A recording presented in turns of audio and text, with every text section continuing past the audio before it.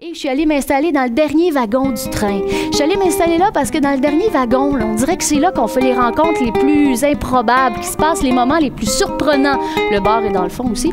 Et le contrôleur, il n'ose pas s'aventurer dans le dernier wagon parce qu'il a peur qu'il se décroche et qu'il vole de ses propres ailes.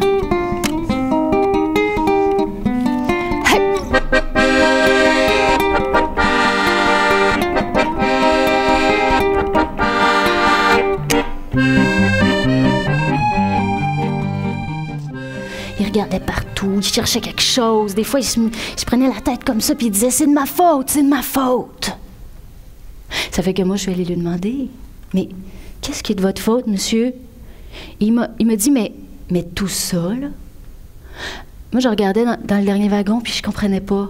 Ça fait qu'il m'a raconté son histoire. Puis il m'a dit qu'avant d'être dans le dernier wagon, cet homme-là, il était dans un camion. C'était un camionneur, puis il avait perdu son camion. Mais il m'a dit que lui, c'était un homme seul, sans famille, sans amis. En fait, oui, il en avait trouvé une amie, c'était la radio.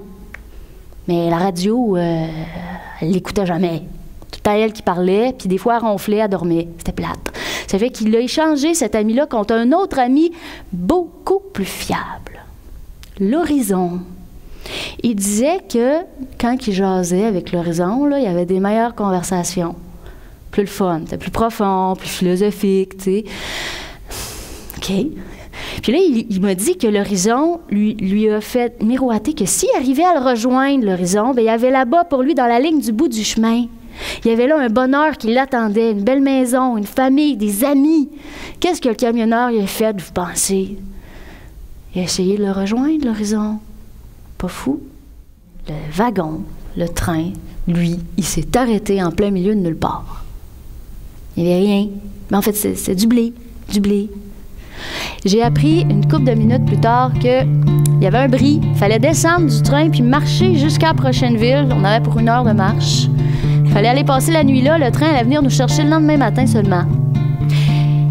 On est descendu puis je trouvais ça beau, là, voir les gens marcher avec leurs valises le long d'une voie ferrée où il n'y avait plus de train. Je me sentais comme dans un film d'Emir Kusturica avec, tu sais, un film d'Europe de l'Est, là.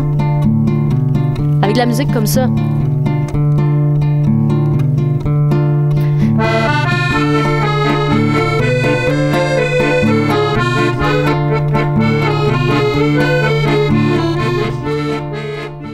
Je me disais que c'est improbable, hein?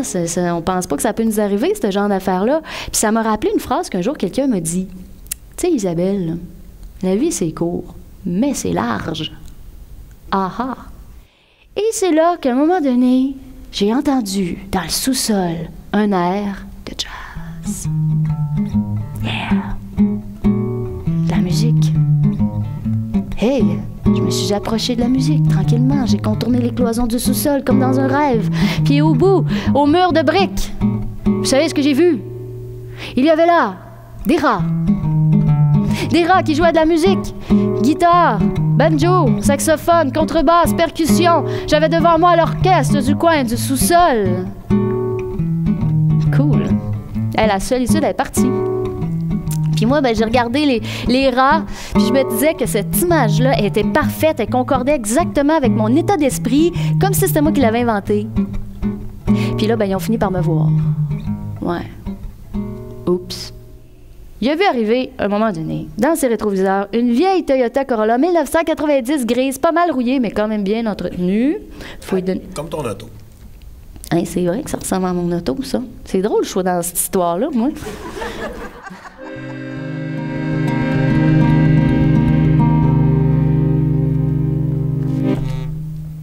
Merci. Merci beaucoup.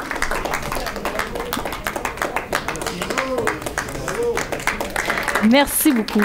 Un plaisir de vous voir.